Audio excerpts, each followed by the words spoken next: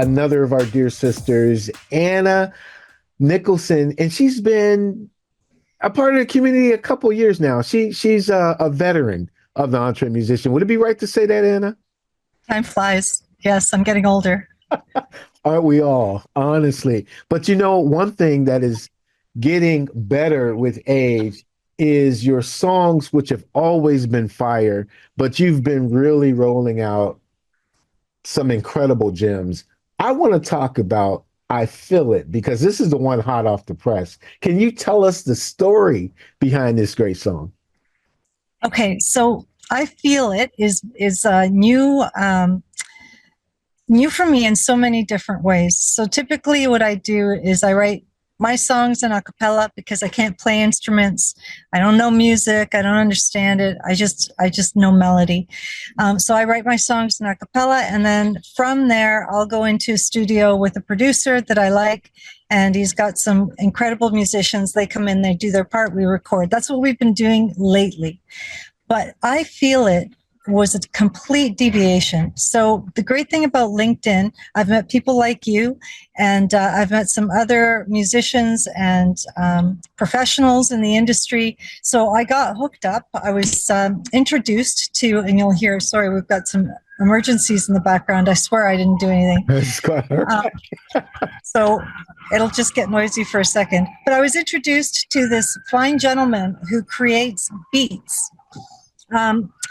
And it's funny because I'm on LinkedIn and I network with all kinds of people in the States and some abroad, but somehow I keep getting forwarded people's names and numbers here in Canada, which is amazing. So anyway, so the guy's Canadian, he's in Toronto, and he's a beat maker. So I listened to his material. Now, this is really bizarre for me because it's very different music. Typically I write pop, I write rock, like heavy rock, metal, and all kinds of other things. Americana, I love it. But I have not done anything like this. So he's got a suite of different sounds, different flavors, lots of global influences. And the song I picked, there was one rhythm that really got me. It had this kind of Afro, kind of Caribbean mixed feel to it. And, but somehow the minute I heard it, and that's when I know I need to work on a song. It's the second I hear it, I know what it has to do. And, so I listened to the song and I quickly wrote out the entire piece, and I sent it to him and I said, look, I'd like to do this with you. So it was my first top line. We call that a top line melody. So he already had the music and he is a producer. So he had that part down. But he didn't have any kind of notion what the top line melody would be. And of course, what the story would be associated with it. So that's what I did. Yeah. And then I had an idea for the voice. I had an idea of how it was going to be produced, but he had a different idea. So when I got it back, he loved the song. He loved the melody. He was grooving with it. When I got it back, it was a voice that I was surprised by and so pleased with for a number of different reasons. And then he also got a completely different person to do the final mix on it too. And he produced it. But this other guy did the final touches. And I'll tell you, it really came together nicely. And that was a long way to answer your one question. Well, no, but that's very good. Now, what is the name of the producer, of the mixer, and of the voice? So the producer, his name is Colin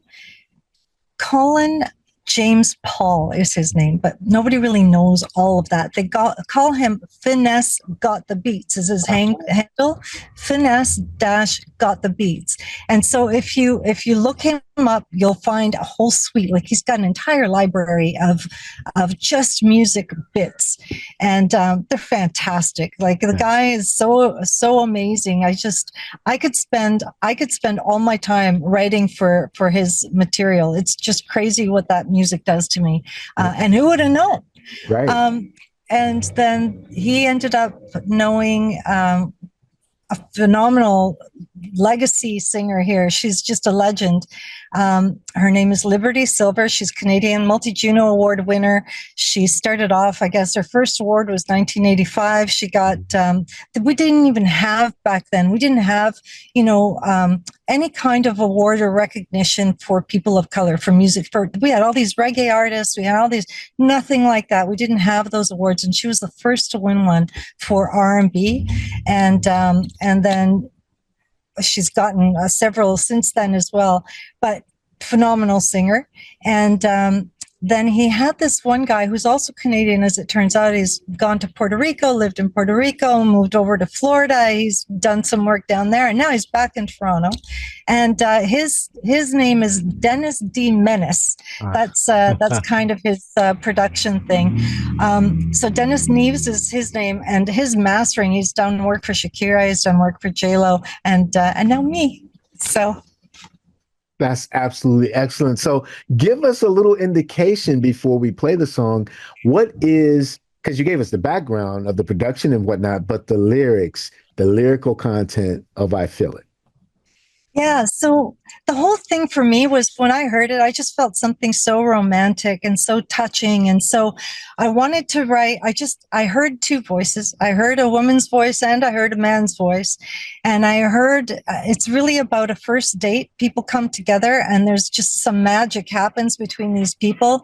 And it's early in the relationship, obviously, but there's something incredible that's pulling them together. This woman already knows that she's feeling something very powerful. And she walks away, she leaves him, but she's yearning and she keeps thinking and she keeps hoping. And so she's thinking a lot about him. She's wanting to do more, but she's not there with him anymore, but she can feel all these emotions. So early in the relationship is what this context is. But what was cool is, as a lyricist, you have a little bit more control about how the story goes. So I didn't want it to be a slutty song. I didn't want it to be right. I did want it to be romantic, but I wanted a soft play on it. And I really, really wanted the guy to be a stand-up guy. Mm-hmm. I wanted him to have some kind of epiphany, some kind of, instead of her being yet another notch in his belt, I wanted her to really stand out for him. Yeah. And him to be equally enamored and equally, I guess, committed to the notion of being with her. So I wrote it so that, he specifically addresses that, and he talks about, he's never met anybody like her before, and she's the one, but what he's saying is just give him a little time, because he's done foolish things in the past, but he knows what he's feeling, and she's the one, but he needs some patience. Mm. And so I just wanted to build on romance, and I am a romantic person, and I think we've lost a little bit of that in our Tinder culture. Sure. So I really wanted to bring it back, and that's the beauty of writing lyrics, is you can make the story go however you want to go. And that's absolutely excellent. Well, we've done a few podcast episodes with you, one in particular in which you really shared the foundation and the grounding of your compositions and whatnot. And we are just so incredibly grateful that you're part of this vibrant community. And I dug the song. It didn't take me but like 4 measures to be all the way in. And so I'm grateful this is the one you're presenting. It won't be your last time, obviously, on Monday Music Corner. Keep the songs going. And we love you, Anna. We respect you. We appreciate the artistry that you present. And you're going to do great things in the future. We just know it. Thank you so much. I'm pretty excited with it. I've been sitting on it for a little while. Everything's got its time for making an appearance, and I just feel like it's now. And this is going to be a crazy year, finishing this year off. I've got a couple more in the hopper. I'm so excited with the song, though, and that's the beauty of it, is because I actually haven't even heard it myself in a while. But I really want to get my stuff out there, and I have a target date to get it out. And just hearing it again and immersing myself in it again, I love it even more. So thank you for the opportunity to share, and I hope you guys like it.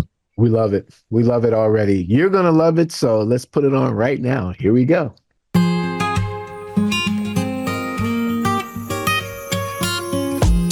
I there's something on my mind, feeling as there's one thing left behind. Oh, I feel as though a kiss was meant tonight, came to an end before we wanted. It came to an end before we started. Our first time out and hearts were pounding. Now you're gone and I'm still wanting more. I feel it, baby, I do.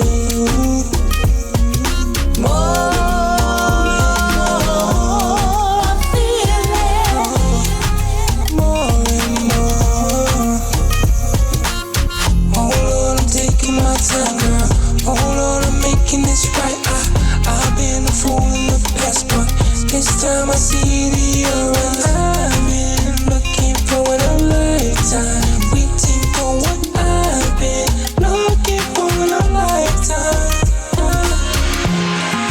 Here beside you, I feel like I could love you. I do. I feel like I